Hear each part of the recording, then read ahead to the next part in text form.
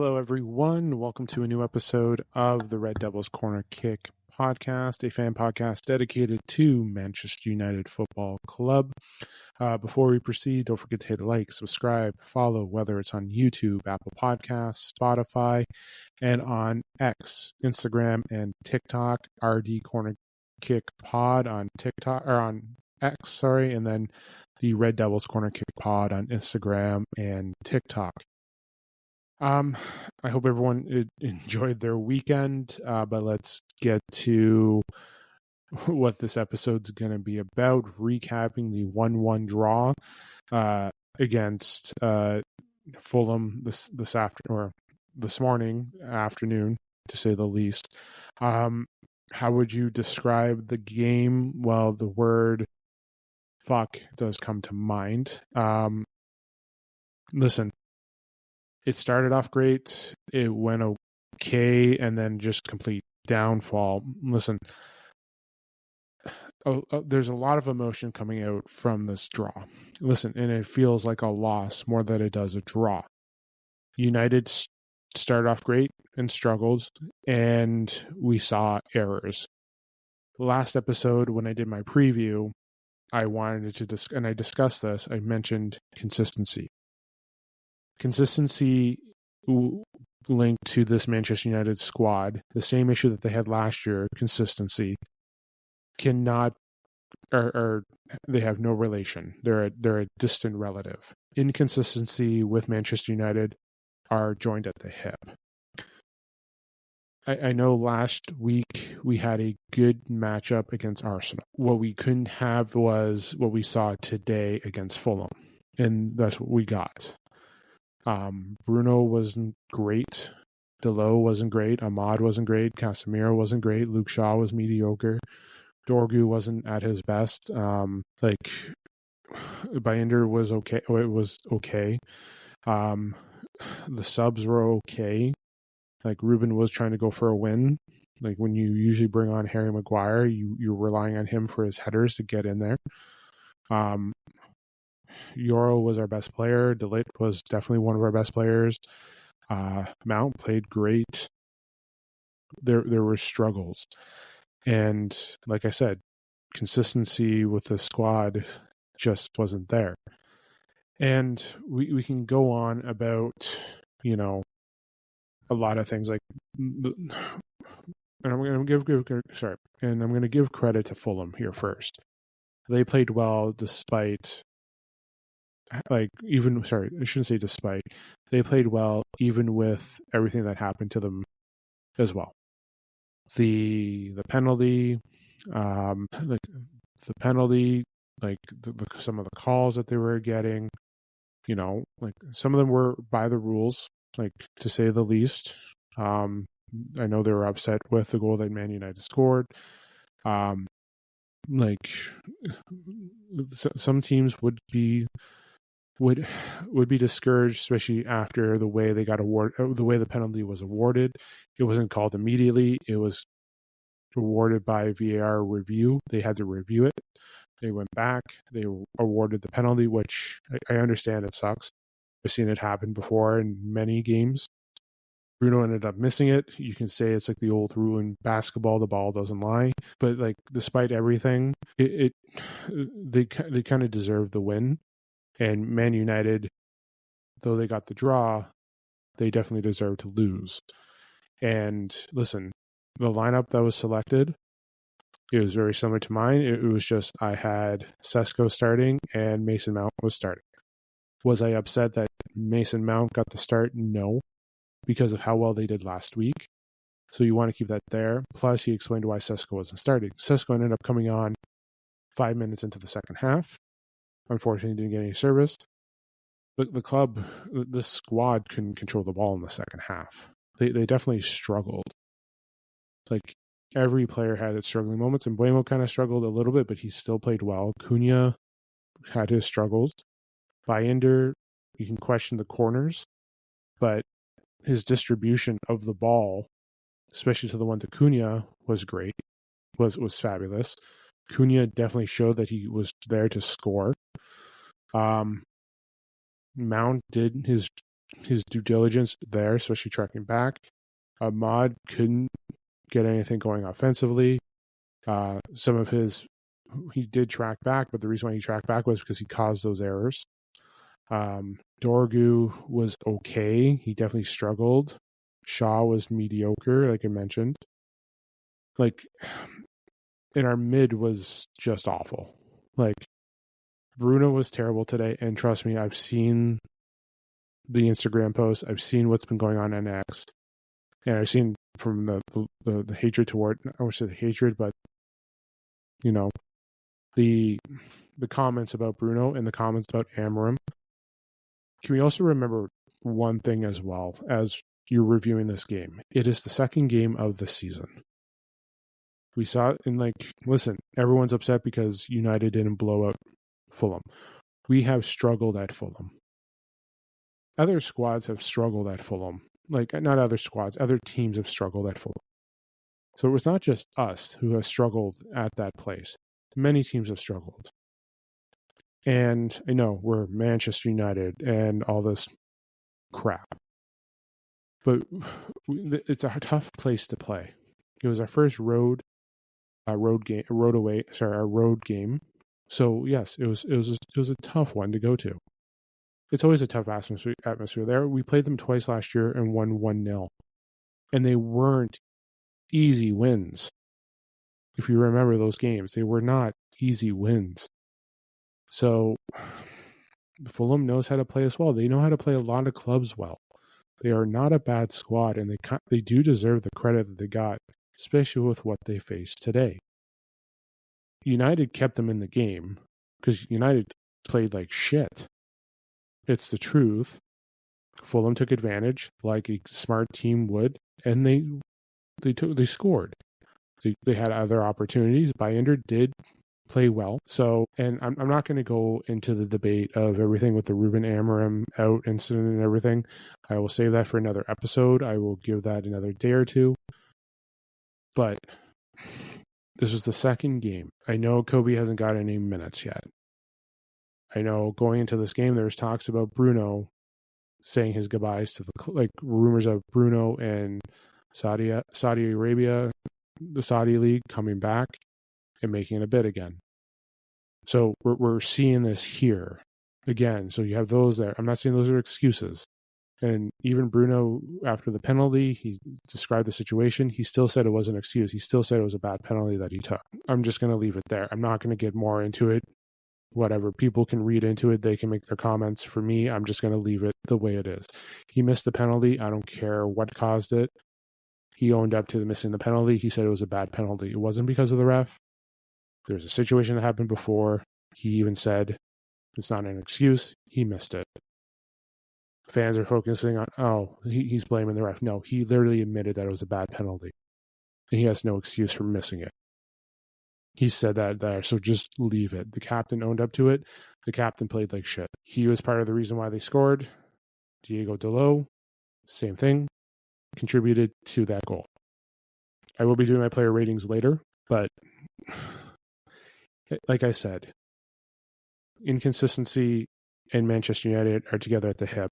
Consistency is their distant cousin that they don't talk to. Amorim did say that it's going to be a struggle. Yes, it is. I'm going to say it. I am Amorim in, because what is it going to solve acting like this as a fan base? Nothing.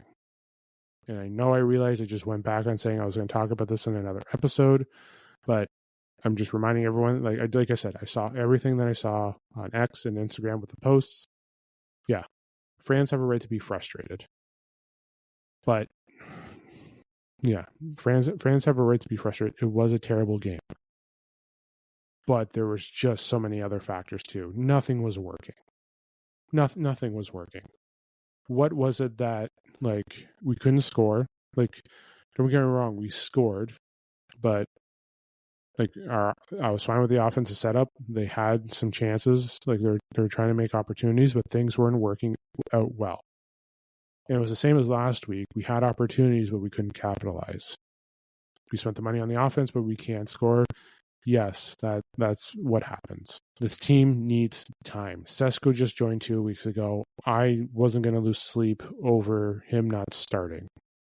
Him not starting is not the reason why we shit the bed. Why Bruno sucked. Why Dorgo couldn't do anything. Why Ahmad, who as much as he tracked back, was tracking back because of his own mistakes. So please tell me, like, you can debate about the subs or whatever. Sometimes they were like, he was going for the goal, he was trying to score. He usually does bring on Harry Maguire because, yes, he's an offensive target.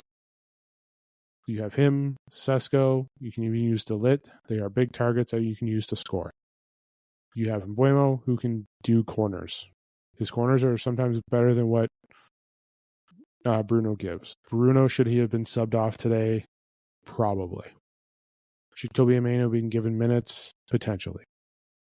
But we're like, there's things that are going on in that club that we're probably not aware of what's going on, especially with Kobe, especially with everything. We have a game coming up on Grimsby Town on Wednesday. I'm sure some of the people that we saw that didn't play today will be the starting positions in that game because of minutes. Got to get things familiar. I'm pretty sure Ruben's going to give the Burnley game that, and then changes are going to come after the international break. Again, this is week 2. Things didn't work out well, but we still got the point. It feels like a loss, and it does feel like a loss because it was a shit performance. At the end of the day, it's done. We learn from it and go on. The big question is, are we going to do this against Grimsby Town? And are we going to do this against Burnley next Saturday? The answer should be no, we shouldn't be doing this again. We should be rebounding from this, learning from it, and growing the fuck up. It was just a bad performance. Xerxes didn't get in either. You got to remember this. If we were playing more European games, you're going to probably see Kobe and everyone get in. But we're not. We're playing once a week with the occasional domestic cup game as well. This is our first one. After that, we don't know when we're playing next because we have to win to go on. So there. We have to win to go on. I even mentioned previously with the first game, United are going to focus on the league, but they're also going to focus on the domestic trophies because it's access to Europe as well. It is. It's access to Europe. The struggle is going to be there, and yes, there is. Our back 3 is fine. I know our goaltending situation's up in the air, obviously with the rumor of Lemans, who's potentially coming, that could be potentially joining. We don't know what's happening with Onana. Binder was added today. Binder did good distribution. He has some saves. Obviously, the corners defense is a little questionable, and I think he needs to maybe make an adjustment or two. Or it's just positioning that he's been told by the coach. Like I said, we're not there every day. We're not there in practice. We're not there what's being told. We are not the managers. And I love our fan base, but everyone's a keyboard warrior and everyone gets an opinion and everyone gets upset when this squad doesn't do what we think should be done. I've said it before. I am not the manager. I will never go against the manager because he knows more than me. There are people out there that in this fan base still know more than me. But at the end of the day, yes, I can see things. I may have a point of view from my side, but at the end of the day, I'm just a guy just doing a fan channel here talking about a club that I love. But at the end of the day, I'm not going to be upset because they didn't like what I input. They're not going to be listening to what I have to say, ladies and gentlemen. Like, sorry, but like, here we are. Here we are, Manchester United fans, but the club will listen to your opinions and your support and everything. But at the end of the day, it's not the end of the world. Like, we have a right to be upset, but we should be upset because they lost, not upset because he didn't listen to my idea where the club's not listening to anyone's idea. They're listening to their experts. Like, I will support this manager. I will support the club because they see things more often than we do. We can go off of speculation. We can go off of newspaper reports. We can go off of other fan channels. Today was week 2. Yes, the Ruben Amorim saga has not been the best, but it's 2 games into the season. I'm not going to lose my shit. I wasn't losing it last year because I saw progress, but I also saw the inconsistencies in the characters of the team. Ruben knows what he is doing. He told us it's going to be a while. This fan base does not have patience for a while. Guess what? We have to learn it. I know now I'm going into this rant and I didn't want this part, but at the end of the day, I get why he did those moves. Would I have done something different? Probably, because I know we lost. If he had done that and we scored 2-1 and everything, people are praising his subs. At the end of the day, we drew. It felt like a loss. We played like garbage. We learned from the club learns from it. They go on. They have a domestic cup round on Wednesday, and then we got Burnley on Saturday. That's what it is. We're not going to we just can't do what we did today against Burnley. But he's probably going to try something out for the first 3 games to see what he has to do and what adjustments. For all we know, next week, Burnley is a completely different squad. That's what it is. We may be seeing something different next weekend. But we do not know. We do not know what his plan is. He's not going to reveal his plan. He's not going to tell the world what he's doing. His job is to get the squad ready week in and week out. And yes, he is going to have rotational issues. Why? Because we have depth. The same depth that we've been crying for when we're playing so much European soccer. When we have EFL, FA Cup, Premier League, Europa or Champions League or Conference League going on. We have a lot, we have depth, and there's going to be players that are not going to be playing. Aiden Heaven came on, perfect, because, to be fair, Luke Shaw played like crap. Our back, for how well Luke Shaw, Delit, and Euro played last week, 2 out of the 3 played very well. Shaw was the weak one. Shaw and Dorgu on the left just wasn't working today. Ahmad wasn't working today. Bruno was losing focus today. It just didn't work out today. Things did not go right. Remember, last year we struggled to get the wins. Today we struggled just in period. You know what? We're not the only club that has come to Fulham and to play like that. Like I said, it's a tough place to play. For real. Let's take a look at Fulham's schedule from last year. Let's really look at it. Who came to Fulham and did not play well? So March 16th, Fulham beat Tottenham 2-0. Okay. Who else came? Obviously, they beat us in the FA Cup. Who else? They beat Nottingham Forest 2-1 last year. Who else do we got here? Let's just take a look here. They drew, or no, that was there. Arsenal went and tied. Okay. Brighton came there and lost. Brentford came there and lost. Who else did we get? Newcastle went there at the beginning of the year and lost 3-1. What else is there? Who else? Where is Liverpool? I'm missing the second match of Liverpool last year. Southampton, Fulham. I'm just trying to take a look at where else. Why am I missing the other Liverpool match? Where was that? Benfica, that was May 4th. I'm just trying to figure out where else, because I have to find out when. Oh, they beat Liverpool 3-2, the Premier League winners, on April the 6th, 2025. So again, let's look at it. They beat Liverpool at home. They beat Tottenham at home.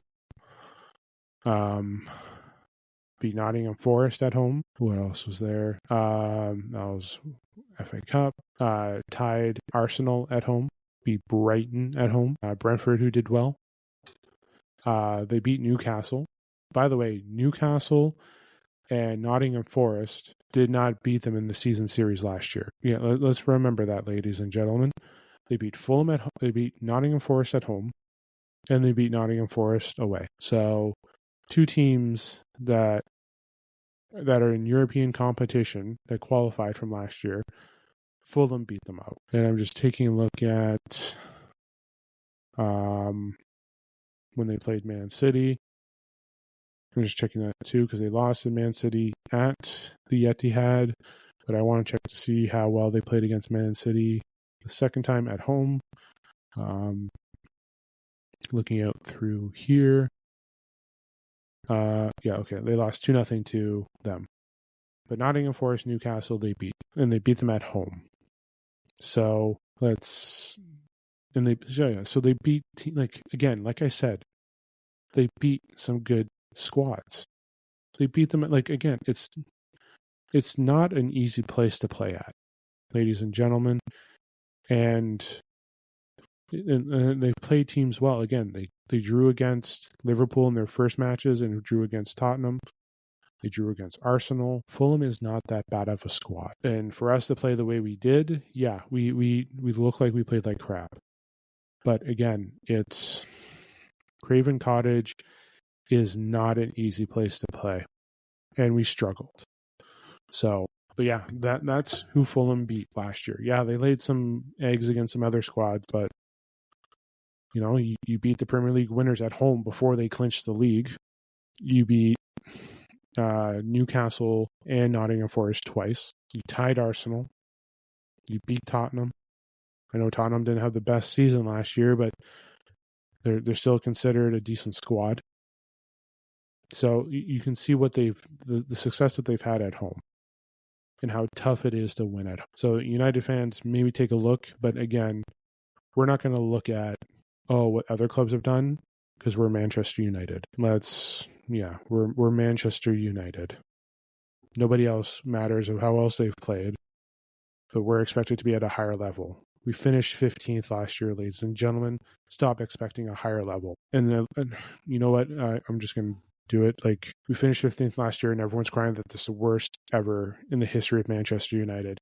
Ladies and gentlemen, in the 70s, we were relegated. We were demoted to the division before. We had to fight our way back. We struggled in Sir Alex's first years. This fan base, and I say it and I guarantee it's the truth. You can argue against it. This fan base would have had Sir Alex fired already. It's the truth. I've done episodes on this before where I've gone into the rant about supporting the manager. But this is a time where we have to take our time. Again, it's the second game. Bruno had his issues there, and Ruben's going to get it corrected. But these players have to realize they are responsible. Ruben can get the players there and make the subs. It's not about his decisions, it's about the players' mentality. As I said, today's tie or draw was because of inconsistency and players not playing up to the level that they were. And again, to Fulham, they played well. Craven Cottage is a hard place to play. And I just went through the teams last season that lost there, that struggled. The teams that played against Fulham that struggled against them. It is tough. It is. It is a tough place to play. But we're not as a fan base, we shouldn't accept that. I'm accepting it. I'm accepting how hard it is to play there. As much as it was, and I've used this title before on previous episodes, it was a draw, but it felt like a loss. Players need to step up. Man United and inconsistency go hand in hand. I will leave it there. But one more thing as well. Again, there are going to be struggles. Do we need additional players? Yes. Does our midfield need a workload? Yes. So, I got to do my player reviews. So I can't finish the episode without my player ratings. Sorry, not my player reviews. All right. Lenny Euro, 7.2. He played well. He was a contributing factor to the goal. He got us there. He's also my player of the match.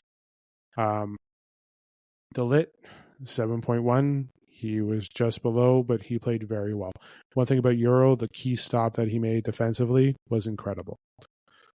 Shaw was a 6. He was just mediocre today. I don't know what happened with the communication between him and Mount, where it led to a Fulham corner. Someone just had a moment, and looks like something happened. So I don't know. That looked like it was more on Shaw in the communication, but Shaw a 6. Dorgu a 6. It just, something wasn't working today.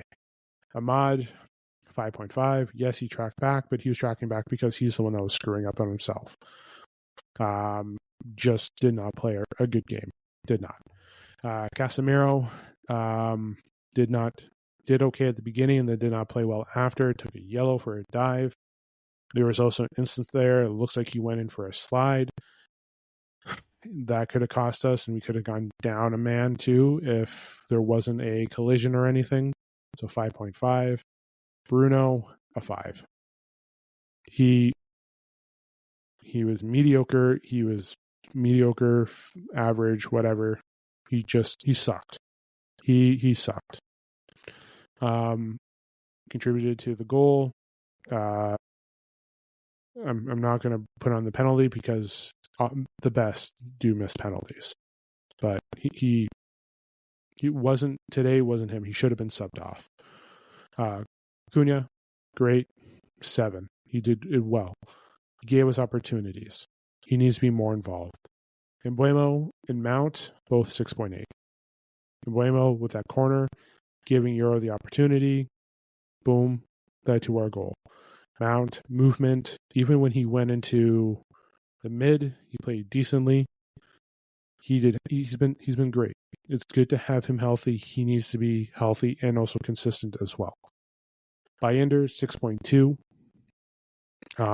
Again, the goal, hard to defend, but he was great with distribution. He had his struggles with the corner. But again, sometimes, but he was a little bit better than last week.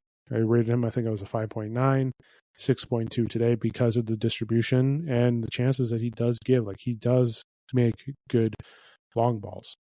Sesko, he came on. He was a 6. Heaven a 6. Delo a 5. Couldn't get the ball out, which literally contributed to the goal to the Smith Rowe, who Bruno should have been covering. Bruno should have been more deep, like he should be, but he wasn't. So a 5 for him. Ugarte, didn't really notice that he was on, but he was somewhat okay, like a 6. And Maguire, a 6. Like, those guys were just there. Yeah, like, we can go into all we want. We can say what we will about the game, and we lost. Like, our captain sucked. It's easier to say stuff now than it is, like, again, we don't know what's going on in that locker room, what happens at Carrington, why he's doing what he's doing. So we need time to just see how everything goes. I think Bruno is going to be on a short leash for the next couple of games. Like, again, I don't know if we're going to see him against Grimsby Town, but I think with Burnley next Saturday, he's going to be on the leash, or for all we know, something's happening with Saudi. We don't know. We don't know yet. We won't know until we hear something or what's going on or any rejection. I know there's no bids been, but there has been interest that has been reported. But yes, this is where I'm going to end the episode. Actually, Ruben, I'll say a 5.7. 5.7 for today. You can, yeah. If we had won the game, his rating would have been higher. Like, everyone would have been his okay, all right, his subs are right. At the time, we don't see what he did. Like, we're watching the game, but he sees something different than what we will see. So, but yeah, I'm going to leave that for there. I'm going to aim for tomorrow, Tuesday, for episodes. I will do a preview one against Grimsby Town. Follow up on transfers. I'm sure we're going to get some breaking news tomorrow. Excuse me. So keep an eye out for that. I might push the review for tomorrow, or I might just do it on Saturday. Not Saturday. Tuesday. We'll be back Tuesday after I'll be back Wednesday after the match. It's going to be a busy week with episodes. Monday, Tuesday, Wednesday, Thursday, you'll have episodes. 2 previews, obviously, United, Grimsby Town, United and Burnley. Probably not much on Friday, and then Saturday after post game with the matchup there. So keep an eye out for all of that. But yes, I'll see you guys tomorrow. Enjoy the rest of your Sunday. Enjoy the start of the work week as well. And then don't forget to subscribe, follow YouTube, Apple Podcasts, and Spotify. RD Corner Kick Pod on X, the Red Devils Corner Kick Pod on Instagram and TikTok as well. Once again, enjoy the rest of your night. This is the Red Devils Corner Kick Podcast. Glory, glory, Man United.